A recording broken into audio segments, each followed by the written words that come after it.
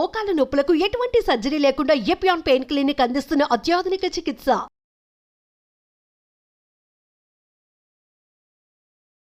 నమస్తే, welcome to Suman TV. ఈ మధ్యకాలంలో వయసుతో సంబంధం లేకుండా ఎక్కువ మందిలో మనం మోకాళ్ళ నొప్పులు అనే కంప్లైంట్ వింటూ ఉన్నాం.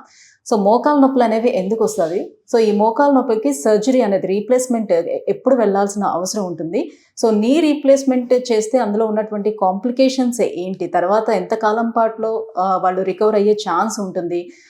ఈ విషయాలన్నిటిపై అవగాహన కల్పించేందుకు మనతో పాటు ఉన్నారు ఆర్థోపెడిక్ సర్జన్ డాక్టర్ సాయి చంద్ర మల్లాది గారు from pulse heart hospital, Miyapur. Hello sir. Sir, first of all మోకాళ్ళ నొప్పులకి రీజన్స్ కొంచెం యంగ్స్టర్స్లోనైతే రీజన్స్ ఏముండొచ్చు. సో ఎలా అయినా 60-50 ఇయర్స్ దాటిన తర్వాత మోకాళ్ళ నొప్పులు అనేది సర్వసాధారణంగా వాళ్ళల్లో చూస్తూ ఉంటాం. కానీ కొంచెం 40 ఇయర్స్లోనే ఈ రోజుల్లో చూస్తూ ఉన్నాం. ఏంటై ఉండొచ్చు రీజన్స్ అసలు? యా, మెనీ రీజన్స్ అండి. మీరు అన్నట్టు ఇప్పుడు యంగ్ పాపులేషన్ ఉందనుకోండి, యంగ్లో 20 to 30 ఇయర్స్ ఏజ్ గ్రూప్లో కామన్గా మనం కాండ్రోమలేషియా పటెల్లా అనేది చూస్తుంటామండి. సో కాండ్రోమలేషియా పటెల్లా అంటే ఏంటంటే ఇది మన మోకాలు ఒక డెమో మోడల్. సో దీంట్లో ఈ బ్లూ కలర్ది కార్టిలేజ్ అండి.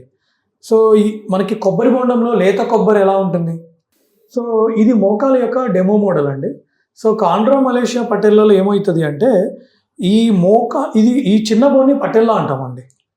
ఈ చిన్న బోన్ పటెల్లా అంటాం. పైన ఉన్న బోన్ ఫీమర్ బోను, ఈ కింద 2 బోన్స్ ఉంటాయండి. కింద పెద్ద బోన్ వచ్చేసరికి టిబియా, ఈ చిన్న బోన్ వచ్చేసరికి ఫిబులా.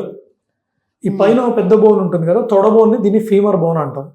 సో ఈ మోకాలు చిప్ప బోన్ ఉంటుంది కదండి, దీన్ని పటెల్లా అంటాం. సో ఇక్కడ కార్టిలేజ్ ఉంటుంది. ఓకే, ఈ కార్టిలేజ్ కనుక చేంజెస్ వచ్చినాయి అనుకోండి దీంట్లో, ఓకేనా, దాన్ని కాండ్రోమలేషియా పటెల్లా అంటాం అనమాట. సో కొబ్బరి బొండంలో లేత కొబ్బరి లాగా ఎంత సాఫ్ట్గా ఉంటుందో మనకు ఇక్కడ కార్టిలేజ్ అనేది అంత సాఫ్ట్గా ఉంటుంది. ఓకే, సో ఆ కార్టిలేజ్ అనేది మీకు నెమ్మదిగా పోతుండేటప్పుడే సౌండ్స్ అనేది కూడా అవునండి. ముందు ఫైన్ క్రెపిటస్ వస్తుంది, ఇక బాగా అరిగినప్పుడు కర్ర అంటా ఉంటుంది. Okay okay.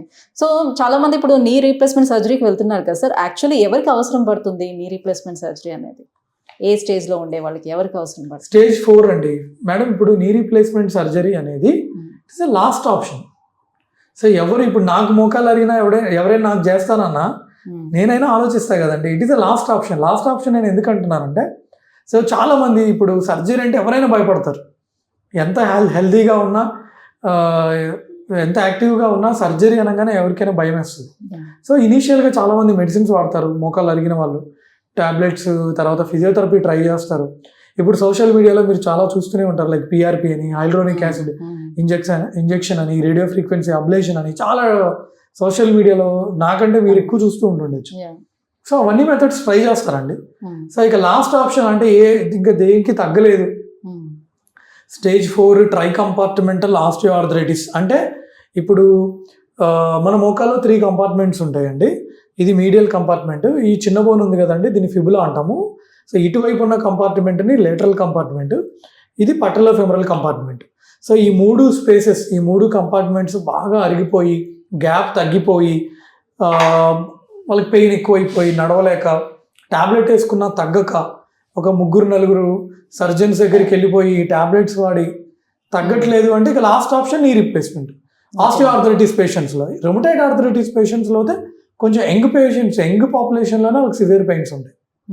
అసలు నీ రీప్లేస్మెంట్ సర్జరీకి వెళ్లకుండానే దాన్ని తగ్గించుకునే అవకాశం ఉంటుంది. లైక్ మీరు ఇందాక చెప్పినట్టు PRP తోటి తగ్గించుకోవచ్చు అని చెప్తున్నారు, స్టెమ్ సెల్ థెరపీస్ అని చెప్తున్నారు. సో ఇవన్నీ ఏ స్టేజ్లో ఉండే వాళ్ళకి అసలు యూజ్ అవుతుంది? దాంతో అసలు నీ రీప్లేస్మెంట్ సర్జరీ అనేది అవాయిడ్ చేయొచ్చా? మేడం, మంచి క్వశ్చన్ అండి. ఇప్పుడు మోకాలు అరగడం అనేది ఒక ఏజ్ వల్ల వచ్చేదండి. అది కేసీఆర్ గారికైనా వస్తుంది, చంద్రబాబు నాయుడు గారికైనా రావాల్సిందే, మోడీ గారికైనా రావాల్సిందే. సో ఎవరికైనా ఒక 70 ఏళ్ళు, 80 ఏళ్ళు, ఒక 60 ఏళ్ళు వచ్చినా మోకాళ్ళు అనేవి అరుగుతాయండి. సో PRP అనేది, హైడ్రోనిక్ యాసిడ్ అనేది, అవన్నీ ఏంటంటే ఇనీషియల్ స్టేజెస్లో వర్క్ అవుతాయి, నెంబర్ 1. ఇంకోటి మేబీ టెంపరీ, అంతేగాని మోకాళ్ళు ఫుల్గా అరిగిపోయి, మోకాళ్ళు మొత్తం అరిగిపోయి PRP తీసుకొని నార్మల్ అవడం అనేది జరగదండి. అంటే ఒక సెకండ్ థర్డ్ స్టేజ్ లో వెళ్ళేటప్పుడు ఒకవేళ తీసుకుంటే ఒక 5 years అట్లా ఏమైనా పోస్ట్పోన్ చేసుకోవడానికి కొన్ని మంత్స్ పని చేస్తుందండి. అంతే, పని చేస్తే కొన్ని మంత్స్ పని చేస్తుంది. ఇప్పుడు PRPతో కంప్లీట్ గా తగ్గిపోయింది అంటే పేషెంట్సే చెప్తారు కదండి. నేను పిఆర్పి తీసుకున్నా నాకు జీవితకాలం నొప్పులే రాలేదని వాళ్ళే చెప్తారు కదా. అట్లా ఉండదు యూజువల్గా. ఓకే. పని చేస్తే కొన్ని మంత్స్ పని చేస్తుంది అంతే. సో నీ రీప్లేస్మెంట్ సర్జరీ విషయానికి వస్తే అసలు ప్రొసీజర్ అనేది ఎలా ఉంటుంది? సో ఎన్ని రోజుల వరకు వాళ్ళు మళ్ళీ ఈ ప్రాబ్లం రాకుండా ఉండే అవకాశం ఉంటుంది? అంటే మీరు వేసినటువంటి madam ideal age group 55 to 60 years age group madam. ఆ ఏజ్ గ్రూప్ వాళ్ళకి ఐడియల్ అనమాట. సో ఎందుకు అంటే మన యావరేజ్గా మన లైఫ్ ఎక్స్పెక్టెన్సీ ఇండియాలో 70 to 75 years. ఇండియాలో మన average life expectancy 70 to 75 years. So ఒక వ్యక్తి 60 ఏళ్ళకి చేయించుకుంటే మన ఇంప్లాంట్ రఫ్గా 15 to 20 years పాటు వస్తుంది కాబట్టి వాళ్ళకి అది సరిపోతుంది.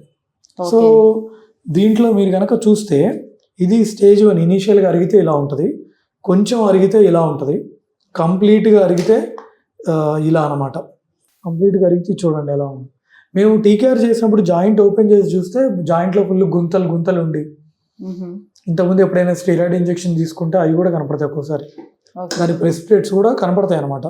సో ఇక నీ రీప్లేస్మెంట్ అంటే ఏంటంటే ఇది ఫీమర్కి అలాంటిది వేస్తారు. అవునండి, ఫీమర్కి ఒకటి ఒక ఇంప్లాంట్, టిబియాకి ఏమో పాలీ అంటాం ప్లాస్టిక్. ఈ మధ్యలో ఉన్నది ప్లాస్టిక్ వైట్, అది పాలీ. ఈ టిబియాకి ఇంకొకటి. సో 3 ఉంటాయి అన్నమాట. ఫీమర్ది ఒకటి, ఇన్సర్ట్ పాలీ ప్లాస్టిక్ ఒకటి, టిబియాది ఒకటి. Okay okay.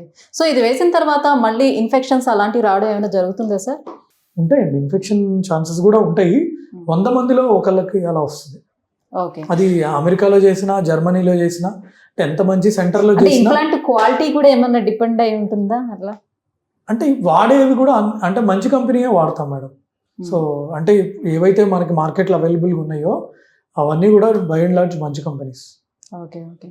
సో సర్జరీ అయిపోయిన తర్వాత ఎన్ని రోజులకి వాళ్ళని నడిపించడం అనేది స్టార్ట్ చేస్తారు? ఒకవేళ ఒబేసిటీ ఉండే వాళ్ళు ఎవరైనా ఒబేస్గా ఉంటే సో వాళ్ళకి నడవడానికి ఎక్కువ కాలం ఏమైనా టైం పడుతుంది? కరెక్ట్ అండి. ఇప్పుడు ఎవరైతే 100 kgs కంటే ఎక్కువ ఉంటారో అలాంటి వాళ్ళు నీ రీప్లేస్మెంట్స్కి దూరంగా ఉండడం బెటర్ అండి. నేనైతే ఆ వద్దులేండి అని చెప్తాను. ఎందుకంటే వాళ్ళకి అంత వెయిట్ ఉంటే లేనిపోని కాంప్లికేషన్స్ అన్నీ ఉంటాయండి. Okay okay.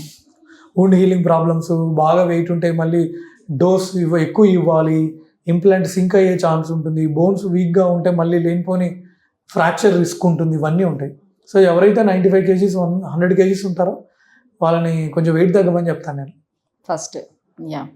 సో దీని సక్సెస్ రేట్ ఎలా ఉంది సార్? అదే మేడం, ఇప్పుడు 100 మందికి చేస్తే 95 మెంబర్స్కి యూజువల్లీ ఏ ప్రాబ్లం ఉండదండి. 1-2 మెంబర్స్కి కొంచెం ఏదన్నా ప్రాబ్లమ్స్ ఉంటాయి. Like it is like any other surgery. A surgery చేసినా కూడా మనకి ఒక పేషెంట్కి వూండ్ హీల్ కాకపోవడం, అనస్థీషియా కాంప్లికేషన్స్ ఉండడం, ఫర్ ఎగ్జాంపుల్ పేషెంట్కి గుండె జబ్బులు ఉండి లేకపోతే అదర్ ప్రాబ్లమ్స్ కూడా ఉన్నాయి అనుకోండి, సో కొన్ని కాంప్లికేషన్స్ ఉంటాయి అన్నమాట. బోన్స్ వీక్గా ఉంటే ఫ్రాక్చర్ అయ్యే అవకాశం ఉంటుంది.